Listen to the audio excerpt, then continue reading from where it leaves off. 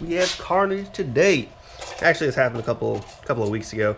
I just been waiting to post, been pulling stuff apart. This is the rod on the cylinder over here, the very first one. That one rod is not connected to the piston anymore. And this one is twisted. All these other ones look fine. I can see from underneath because I dropped the oil pan. There's also a hole inside the block over here where the rod was spinning and just smacked a hole in the block. So, time for a new motor. I know exactly why it happened, and this is the reason why. I don't think it was a motor failure, but it had to do with the tune. If you look right here, that green line right there is 7 pounds of boost. And that's what we're targeting. And then the purple line is actually what my boost is. So you can see I'm building boost, and this is third gear right now. And then we're hitting boost, we're actually launching, we're going, and then right there, right when I shifted to fourth, I don't know why it fell off. It actually targeted only 1.4 pounds of boost. So my boost controller dropped it to 1.4 pounds of boost, which it should have never been able to actually keep 1.4 pounds of boost because I have 7-pound springs in there. So minimum should have been able to do is 7 pounds of boost, but it obviously dropped down to 1.4.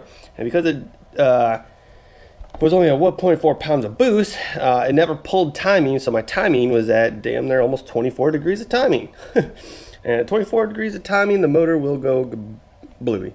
And you can see right here where is my oil pressure. This is right where it blew, right there, and which was right about there, and it was right about 6 grand. 6 grand is when it let loose. Air to fuel ratio was perfectly fine. It was just too much timing for that, and I have no idea why it dropped down to 1.4 pounds of boost. It has to do with the tune, obviously, but I didn't change anything in the tune. When I swapped transmissions, all I did was some transmission tuning, which should have nothing to do with the boost control, but obviously it does. I should have done a small hit before I made a full hit and went all the way up, but here we are. It's time to rebuild, and now we are going to be pulling the motor. We'll get all the carnage on video. I'll show you all the carnage up in there. Now I'm going to get the motor out first, though, before I try and get up under there. It's really bad pictures from underneath. So we're going to pull the motor, and then we are going to rebuild the motor. And actually, we're going to go with the 8.4 liter, probably sleeve it. Obviously, need a new block, sleeve it, go with all forged internals, and we're going to end up going for 2,000 horsepower at that point. And I'm going to be doing all the build. You're going to get the parts from various places. The block, I believe, is going to be coming from Calvo just because he has a bunch of them. And so he's going to prep the block for me, and then we're going to get the block from him. And then I'll do all the install and the ring gaps and all that stuff, and I'll take you through that stuff here in a minute.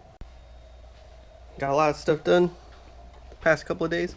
I got the valve covers off, obviously, intake. I started disassembling the entire front cover.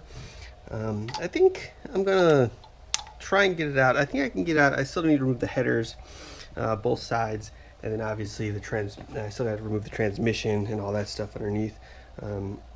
I was draining all the fluids though because I'm gonna save the transmission fluid because it wasn't cheap, and it's only got 300 miles on it, so I'm just gonna throw it in my oil pan and save it for when we put it all back together. I got the parts shelf over here, a sweet little parts shelf with stacked up parts.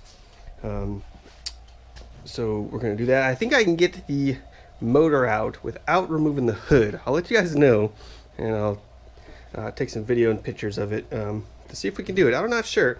I think I have enough room if I come in with the cherry picker, right here.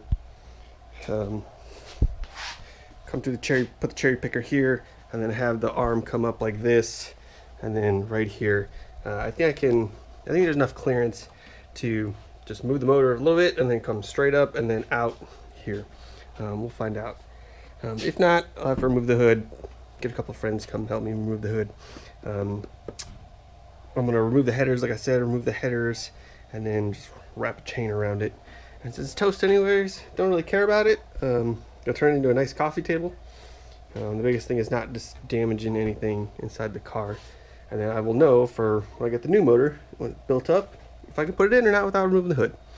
So that'll be coming up the next videos. Just want to update you guys, give you a little content, and yeah, any questions, let me know. Subscribe. Thanks for watching.